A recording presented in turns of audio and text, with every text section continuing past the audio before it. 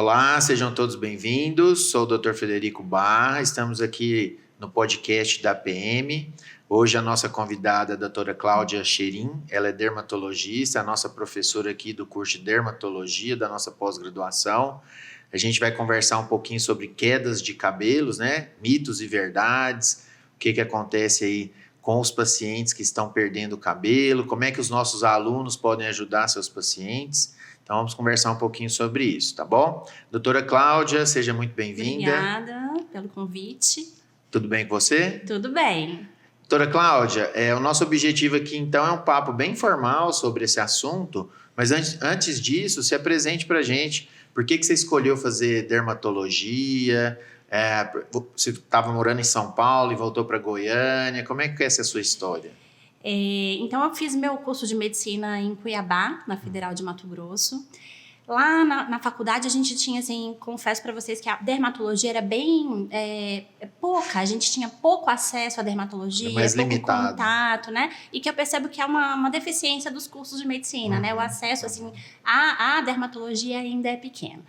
Porém, lá por ser um estado endêmico de leishmaniose, nós tínhamos um ambulatório 2 vezes por semana só de leishmaniose na parte de infectologia. Entendi. E aí eu, desde o 3º ano, acompanhava, então, esse serviço, né? Eu publiquei trabalhos nessa área de leishmaniose. E lá na leishmaniose é uma lesão de pele, né? E nós tínhamos muitos diagnósticos diferenciais. Às vezes o paciente era encaminhado como leishmaniose lá para o serviço e a gente acabava diagnosticando outra coisa. Então, meu acesso maior à dermatologia começou aí, né? Nas lesões de pele, nesse sentido mais voltado para infectologia. Então, nas doenças de pele é que você começou a se interessar. Nas doenças de pele. Entendi. Então, e aí a partir daí eu me interessei mais por essa parte.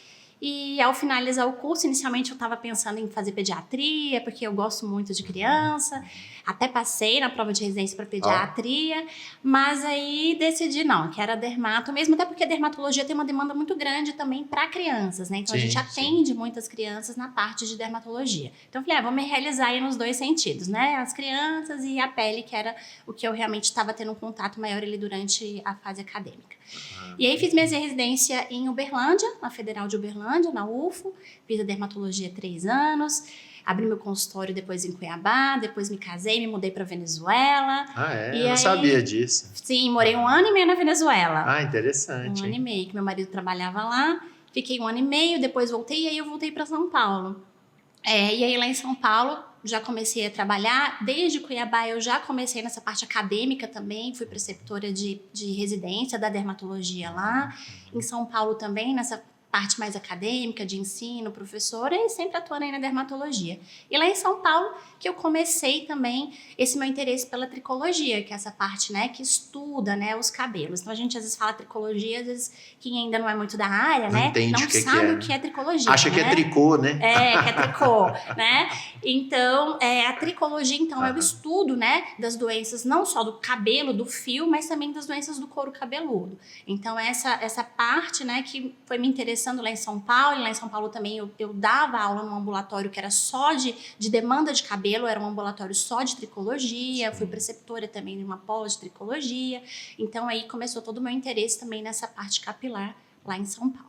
Bem interessante. Eu não sabia que você tinha ido para Venezuela, né? Venezuela, País 1 ano muito e meio. bonito, né? Eu já peguei uma fase que começou já um pouco na decadência lá, né? Sofri um pouquinho por lá. Começou a ditadura, falta, né? de alimentos, essas coisas. Mas é bom, foi um crescimento, assim, de ver essa outra realidade. Foi muito bom, foi uma experiência legal. Que bom. Cláudia, a gente, assim, vê muitos pacientes confusos, né? Até os médicos mesmo, com relação à questão de queda de cabelo, como diagnosticar, como tratar. Então, vamos falar um pouquinho disso aí. Como é que você acha que o colega médico deve investigar os fatores de risco, né, o exame? Como é que ele deve se portar frente ao paciente para ele poder tentar identificar? Porque muitas vezes a minha esposa mesmo fala, meu cabelo está caindo. Eu falei, você contou quantos fios? É assim? Tem um número, tem uma técnica... Às vezes ou tá caindo muito fio ou tá afinando. Explica pra gente como é que é isso. Então, a primeira coisa é a gente identificar na queixa do paciente se realmente há uma queda efetiva. né? Então, porque muitos pacientes, às vezes, assim, eles observam que tá observando mais o couro cabeludo, o cabelo tá ficando mais ralo, mas não vê efetivamente um aumento da queda. Então, primeiro identificar se é queda, se é uma rarefação, né? O cabelo tá ficando mais fininho, tá ficando mais rarefeito. Nós temos uma queda habitual do dia a dia, né? Então, todo dia cai um pouco. Todo dia cai um pouco. Esse número ainda é meio controverso, né? Mas em torno de 100 a 200 fios por dia, né? O cabelo cai naturalmente, porque o cabelo ele tem uma fase de crescimento, uma fase que ele estaciona e uma fase que ele vai cair, né? Então, a gente tem basicamente essas 3 fases do cabelo. Então, alguns cabelos, em torno de 100 a 200 por dia, vão entrar nessa fase de se desprender, né? Vão se desprender efetivamente. Então, tem essa queda normal. É muito difícil a gente... Começa a partir de uma certa idade? Não, desde a infância a gente tem esse ciclo. Então, esse ciclo acontece, né? Mas na infância e adolescência a renovação é maior. Sim. Sim. E aí, eu tenho várias fotos minhas que eu tinha muito cabelo. Com a idade, o que acontece? O cabelo vai se afinando, essa fase de crescimento vai ficando mais curta. Ou seja, mais fios vão chegando, né, nessa fase de queda mais rápido, né? Então, você vai ter uma renovação mais rápido, então vai ter uma queda efetiva maior. Aí o cabelo vai raleando mesmo com a idade. Então, o ideal é falar para o paciente contar o número de fios. Ou isso é difícil? Idealmente, mas é difícil a gente contar, né? Porque como é que ele vai sair contando o cabelo que no vai chuveiro, caindo no chão? né? Então, a gente tem algumas técnicas para observar isso. Para o paciente em casa, né? O que a gente pergunta para ele, tá caindo cabelo na cama? Você, quando acorda, tem cabelo na cama? No travesseiro. Porque, habitualmente, a gente não tem essa queda ali na cama. Vai caindo ao longo do dia e à noite, geralmente, a gente não vê. Então, tá observando o cabelo na cama, chama atenção. Né? No banho, a gente tem uma queda maior no banho. Que geralmente o paciente observa a queda quando lava e quando penteia. Isso. Então, se ele percebe que houve uma mudança de padrão quando lava e quando penteia, chama atenção também. Então, ele tem que ver uma mudança de padrão. Uma mudança de padrão dele. Não adianta esperar ver se o ralo entupiu. Não. Tem que ver mesmo se tem mudança de padrão. Tem uma dúvida que o pessoal sempre pergunta se lavar o cabelo todo dia é ruim. Para aumentar a queda de cabelo. Essa é uma pergunta que é bem frequente, né? Não há problema lavar os cabelos todos os dias. Inclusive, assim, o cabelo sujo, o cabelo quando ele passa a ficar oleoso, então junto um excesso, porque o nosso couro cabeludo tem glândulas que produzem oleosidade, a gente tem os resíduos dos produtos que a gente usa no cabelo, de shampoo, de condicionador, às vezes de leave-in, a poeira ali do dia a dia. Esses resíduos, né, essa sujidade, sim, pode gerar um processo inflamatório no couro cabeludo e estimular a queda. Sim. Então, é melhor lavar do que não lavar. O que a gente pede é para que quem lave todos os dias não durma com o cabelo molhado, né? Ou não prenda o cabelo molhado, não ponha o boné com o cabelo molhado. E o que acontece é que às vezes o cabelo seca, mas o couro cabeludo em cima está úmido. O couro cabeludo demora em torno de 3, 4 horas para secar, né? Então, falar, eu seco meu fio seca rápido, mas o fio secou, mas o couro cabeludo não. Então, evitar essa lavagem muito tarde da noite, ou evitar tampar se ainda está úmido. Entendi.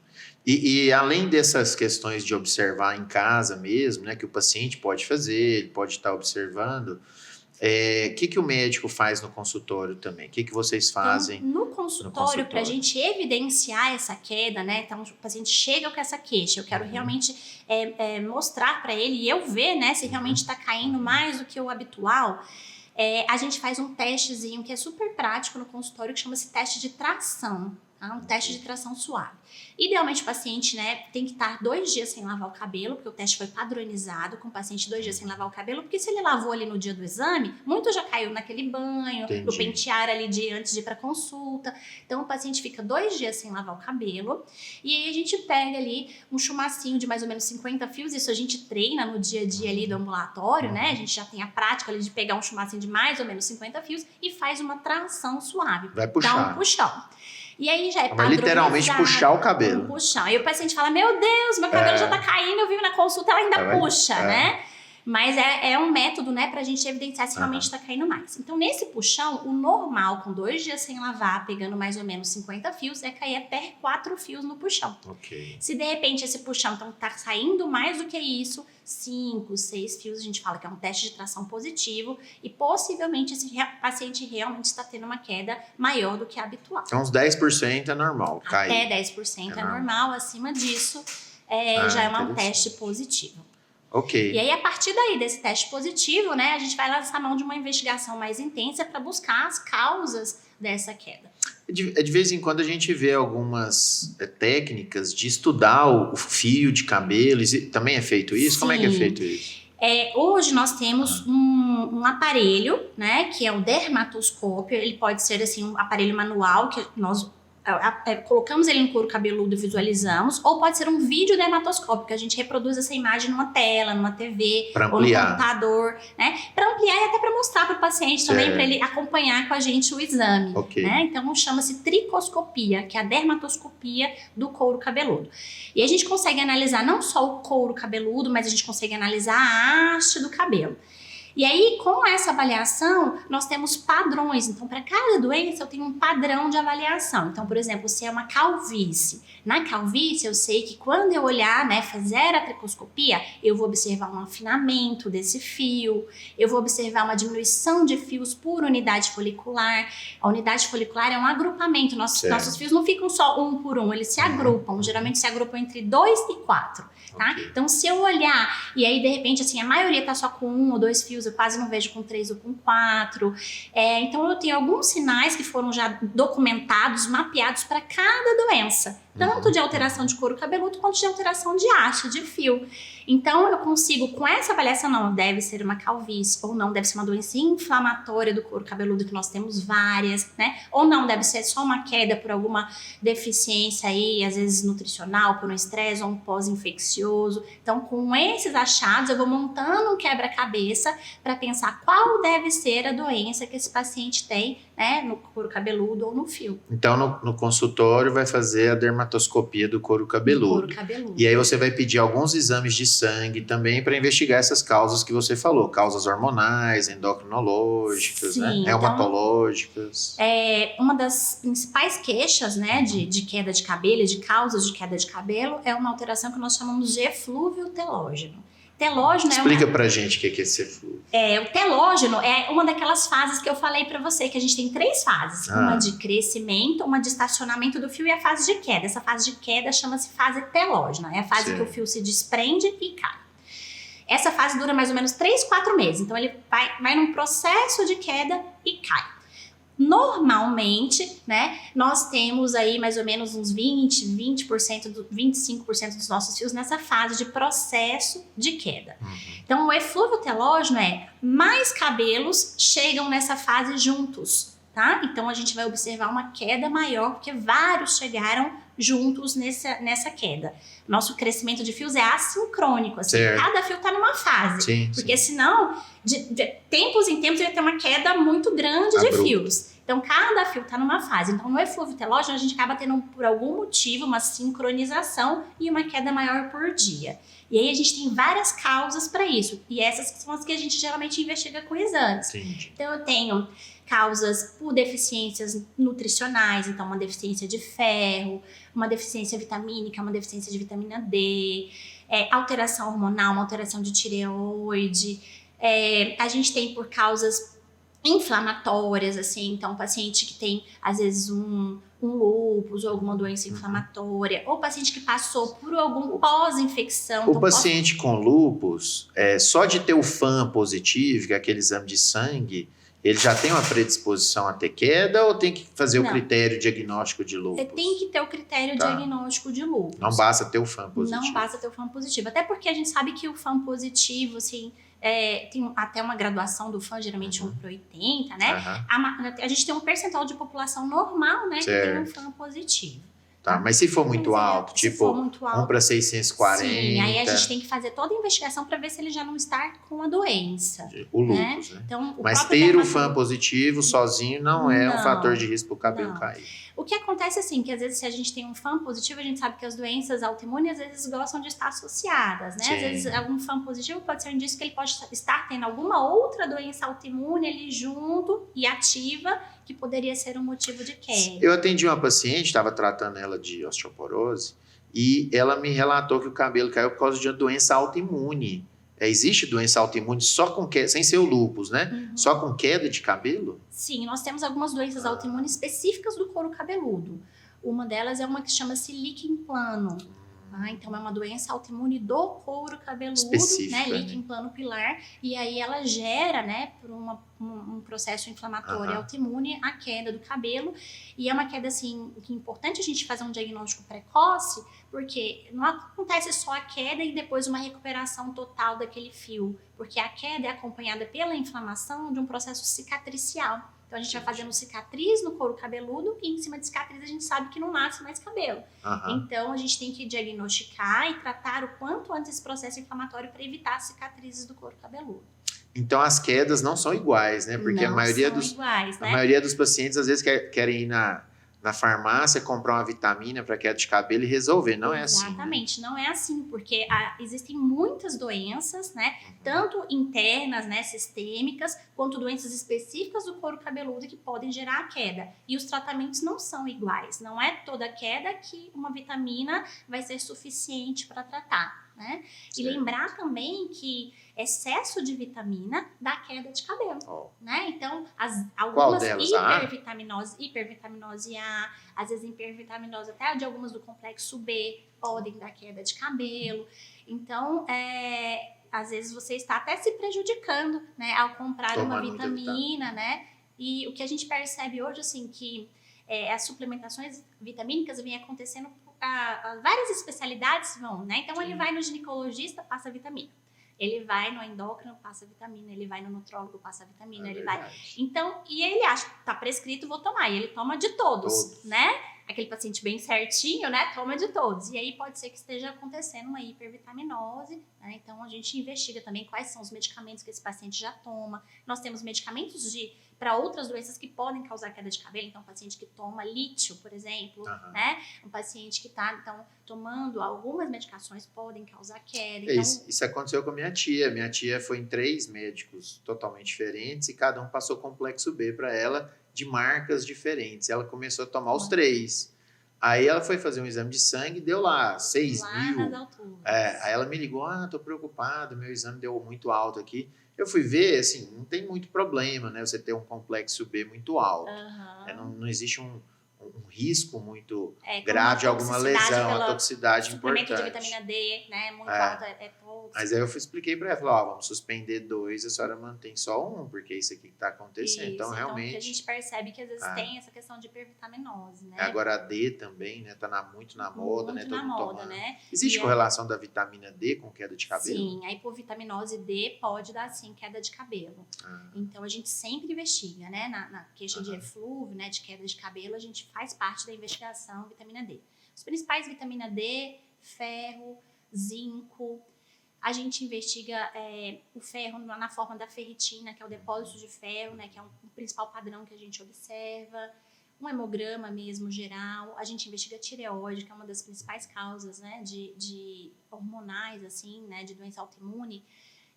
O hipotireoidismo é uma das principais causas para queda de cabelo. Então, assim, independente da causa, você falou que tem um monte de causas, né? Que a gente vai ter o tratamento específico de cada causa. Mas independente desse tratamento específico da causa, o que a gente pode fazer, o que o paciente, o que o colega médico pode estar orientando seu paciente a fazer do ponto de vista de tratamento, né? Tem um tratamento não medicamentoso, só com suplementos, tratamento medicamentoso, tratamento cirúrgico. Fala um pouquinho para a gente desses tratamentos. Vamos começar com suplementos, né? O que a gente tem de interessante em termos de suplemento? Então, assim, o suplemento, ele pode ser interessante por 2 motivos, assim. Se eu identifico nesses exames que eu faço alguma hipovitaminose, é interessante que eu reponha especificadamente o que veio alterado. Então, é o ferro que está baixo, é o zinco que está baixo, eu repor especificadamente esses que eu observei que estão baixos. Por quê? Porque geralmente nesses complexos vitamínicos para cabelos e unhas que a gente tem na farmácia, eles são como se fosse para uma manutenção. A quantidade, né, de ferro ou de zinco que tem ali não é suficiente para quando eu tenho uma deficiência. Né? Então, se eu tenho a deficiência, eu tenho que geralmente repor em específico, porque esses complexos que já existem são muito pouquinhos. Então, os polivitamínicos são só para manutenção do dia a dia. Se tiver uma deficiência, tem que entrar com a vitamina D em alta dose, a vitamina C em alta dose, o ferro em alta dose, o zinco. Exatamente. porque geralmente essas já prontas não suplementam o que é necessário para uma deficiência. Ok. Outra coisa é que às vezes esses suplementos, eles têm algumas vitaminas que às vezes não são tão necessárias, né? Ou, por exemplo, um paciente, elas geralmente têm, por exemplo, complexo B e é um paciente que tem acne. A gente sabe que as vitaminas do complexo B, elas são oleosas. Então, ele vai tomar pensando em cuidar do cabelo, melhorar o cabelo, mas como tem complexo B ali, ele vai piorar a acne dele, né? Entendi. Então, para cada perfil de paciente, às vezes tem alguns componentes que não são necessários e podem até prejudicá-los em outro sentido. O né? colágeno é interessante? O Pra colágeno cabelo? é interessante, assim, não é tão mais interessante quanto outros que nós temos, como ferro, Certo, silício, zinco, né? Mas sim, o colágeno ele faz parte de uma ancoragem ali do folículo piloso, ele ajuda na ancoragem do folículo. Então é interessante, mas não é dos mais importantes. Ok. É mais um suplemento. Mais um suplemento. E em termos de medicamento, assim, que você vai prescrever, oral ou shampoo, o que costuma usar? Para o suplemento, então, só se eu evidenciar basicamente a queda, né? Ou se de repente eu não tenho uma deficiência, mas eu quero estimular aquele novo cabelo que vai vir um cabelo mais forte, mais resistente. Né? Então, tem alguns suplementos que a gente usa nesse sentido, para o novo cabelo que vai vir, não para o tratamento da queda efetivamente. Nós usamos muito também um medicamento chamado minoxidil. O minoxidil já tem vários estudos, ele é uma droga um que vasodilatador. Ele era para hipertensão arterial. Era para hipertensão arterial. E aí ele melhorando então a circulação sanguínea ali no folículo, ele beneficia em vários sentidos. Mas você usa ele em comprimido ou em shampoo? A gente tem duas opções. A gente usa ele em tônico, né? Então Certo. uma solução que o paciente pinga e deixa no cabelo. Ou, mais recentemente, a gente tem a opção de oral. Tá? O oral, ele tem poucas contraindicações. Ele é um pouco superior em eficácia do que o tópico. E aí não se sabe se ele é superior mesmo, ou se porque talvez o oral o paciente tenha uma adesão melhor, usa mais. Às vezes o de passar ele é um pouquinho lambrequento, deixa o cabelo um pouquinho encebado. E às vezes o paciente não usa certinho todos os dias. Né? Mas a gente tem visto que o oral tem sido... O oral pode baixar a pressão, dar hipotensão? Não? A dose que a gente usa é muito menor do que a dose que era utilizada como hipotensor. Então, a chance de dar uma hipotensão é pequena. Mas a gente tem pacientes que são mais sensíveis, Sim, né? E tem ter. sim, é um dos efeitos adversos que a gente sempre avisa, né, para o paciente. Então, nunca se automedicar também com, né? Porque é uma droga, é um medicamento, né? Tem que ser feito com acompanhamento Com aí certeza. do médico. Tem um medicamento para próstata, né? Para hiperplasia, que eu vejo muitos... Até o Romário usou um tempo, né? Que o Romário também teve problema de queda de cabelo. Que é a finasterida, né? Ela é usada ainda? Então, a finasterida, ela é uma droga antiandrogênica, então ela vai diminuir aí os hormônios masculinos. Só homem que pode usar ou mulher pode usar a finasterida? Mulher pós-menopausa. Tá. Então, a mulher que já não tem chance de ter filhos, a gente utiliza a finasterida. Ou caso utilize mulher que ainda tem chance de ter filhos, ela tem que fazer um controle de não engravidar, uma anticoncepção muito rigorosa, porque não pode engravidar. Certo. Então, a finasterida a gente utiliza para as quedas por calvície, né? Então, pela alopecia que a gente chama alopecia androgenética, tá? Porque é essa que tem relação com esse hormônio, né? Então, a testosterona, os hormônios masculinos, ela estimula a evolução da calvície naqueles pacientes geneticamente predispostos. Então, não é qualquer homem, lembrar que a gente tem mulher, né? Sim, também com calvície. Então, não é qualquer homem ou qualquer mulher que vai ter calvície. Precisa ter a genética, né? E o hormônio, né? Então, estimulando essa genética acontecer, tá? Por isso que chama alopecia androgenética, hormonal mais genética. Então, nesses pacientes que têm, então, essa alopecia androgenética, a gente usa, então, a finasterida e recentemente a gente tem utilizado um parente dela, que é a dutasterida, né? Que vai fazer esse bloqueio, vai fazer essa redução ali hormonal para que não tenha tanta evolução. Então, a gente retarda a evolução. Vai continuar caindo. Só que verdade, vai ser mais lento. Na calvície, porque a gente não tem uma queda efetiva. A gente tem meio que o sumiço do fio. Ele o fio some. vai afinando, encurtando, até que chega o momento que ele não nasce mais. Entendi. Fica aquele lisinho ali da careca. Que é o meu caso, né? Aqui no comecinho, digamos que sim, O meu avô foi desse jeito, meu pai foi desse jeito. Então vai o quê? Meu cabelo vai sumindo, né? Vai até os afinando, 30, vai até os 30 a gente tinha muito cabelo. Todos nós, na família do meu pai. Aham. Meus tios. Aí depois dos 30 começa a afinar, sumir. Aí encurtar e não nascer mais. Aí não quando nasce. não nasce mais, aí a solução é o É o transplante. transplante. Mas enquanto que tá afinando, encurtando, a gente tem que Eu já tô na voltar fila do transplante. do transplante, ótimo. Enquanto tá só afinando e encurtando, a gente tem como voltar alguns passos e principalmente reduzir a evolução, né? Retardar a evolução que a genética ali tá mandando acontecer. Não, eu lembro do meu pai e meu tio, eles, isso muitos anos atrás, né, 40 anos atrás, eles desesperados, com o cabelo caindo, e eles chegavam a usar aqueles shampoos que passavam na televisão, que tinha aquelas propagandas que não existe o índio careca, né? Então tinha o shampoo Nascer cabelo até na língua, né? tinha uns shampoos lá que não, é shampoo da selva, da Amazônia, porque não existe índio careca. Eu falei, vocês estão usando isso aí, não funciona não. E não funcionava mesmo. Uma coisa Não interessante resolvia. que você já tinha me perguntado também, eu não respondi, foi a questão do shampoo, né? É. Então, geralmente nós prescrevemos muito pouco shampoo. Até quando prescrevemos como um adjuvante. Por quê? Porque o contato que nós temos com o shampoo no couro cabeludo é muito rápido, né? Nós passamos rapidinho ali em lá. 5, 10 minutos a gente enxágua. Então, é um tempo muito curto para o medicamento entrar efetivamente e produzir algum efeito.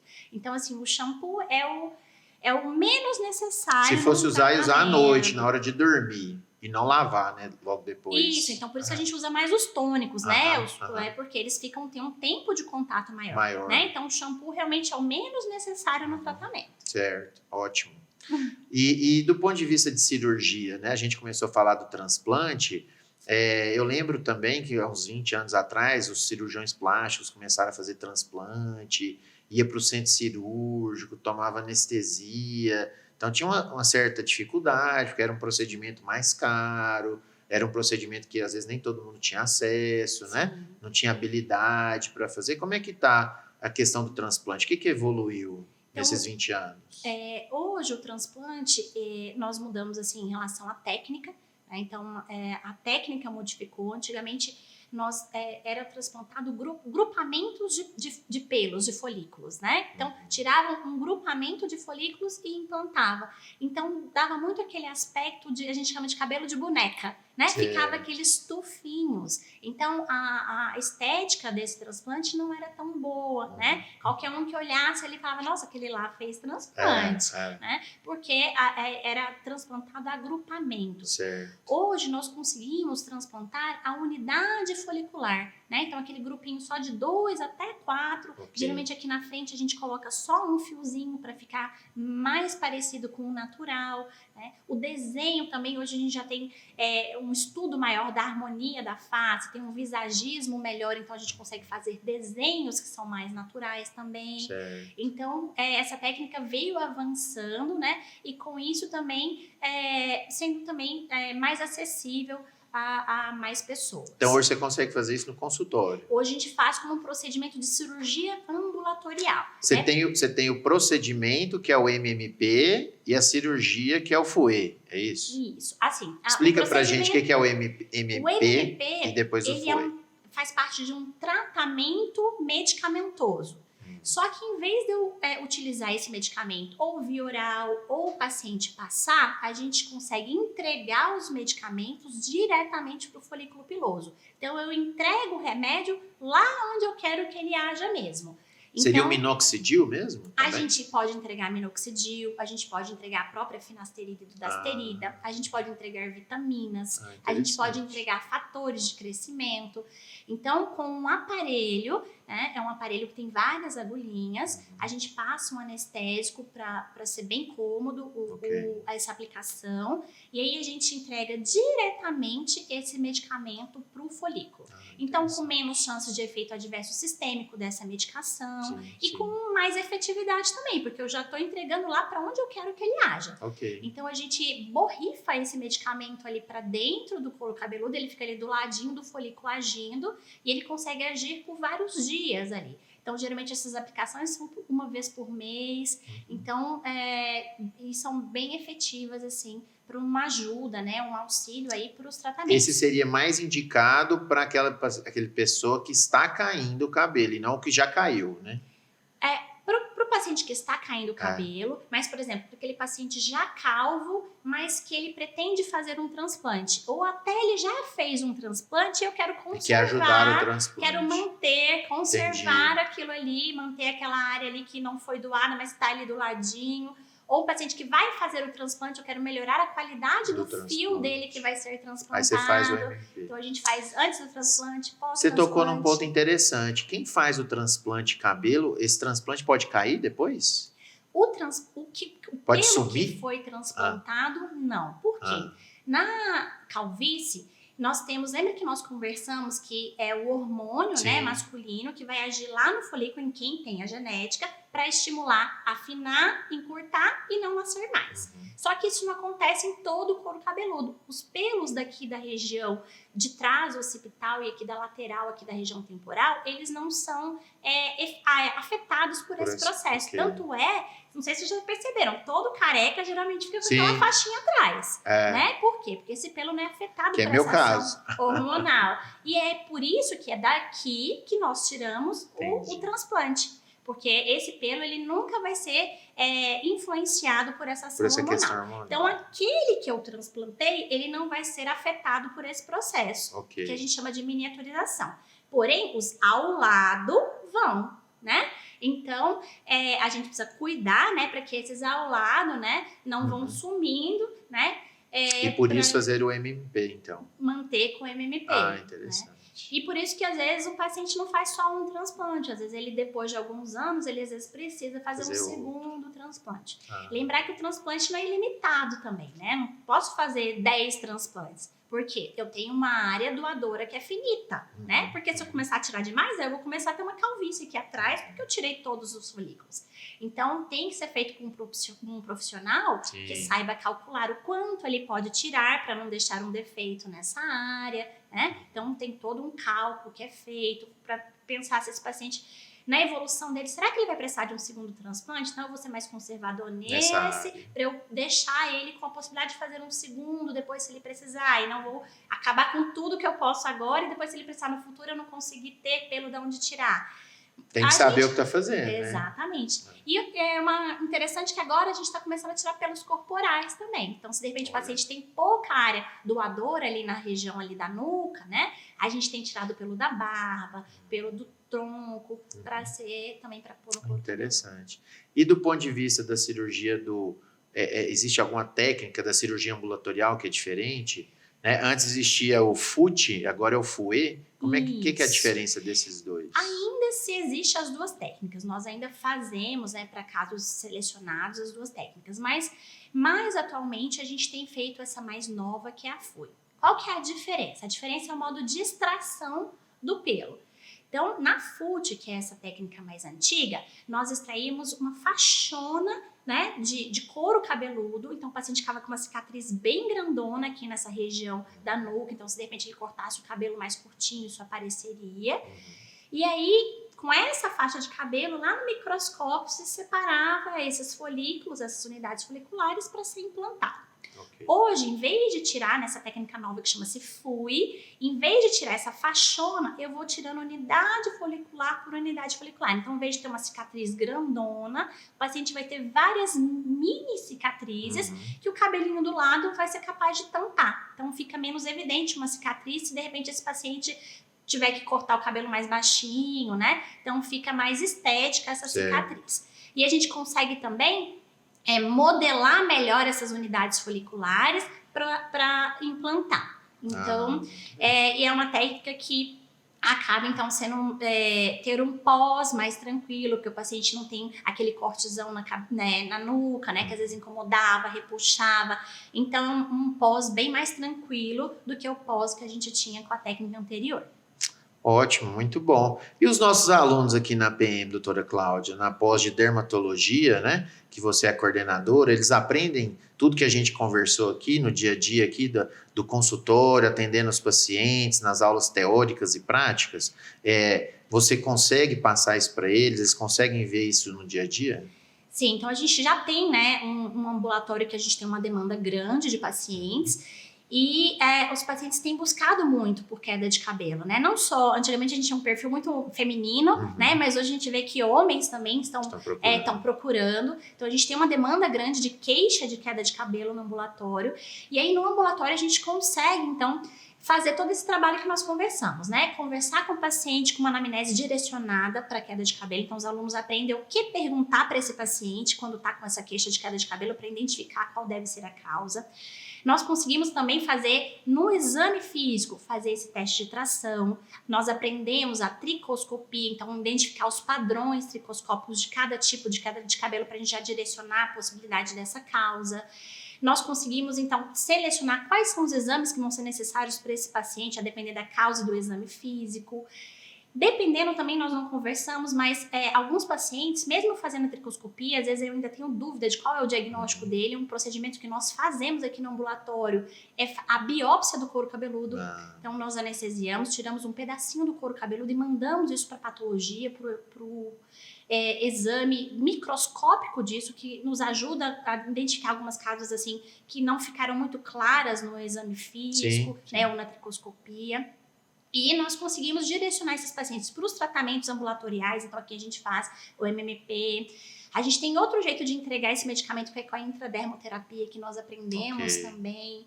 E, de repente, numa identificação ali de que esse paciente já tem uma indicação de transplante, a gente fazer essa observação para o paciente que ele tem outras possibilidades até de tratamentos cirúrgicos, né, nesse paciente.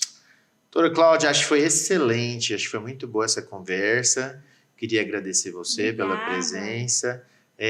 Agradecer ao pessoal que está acompanhando, né, o nosso podcast, o podcast da APM.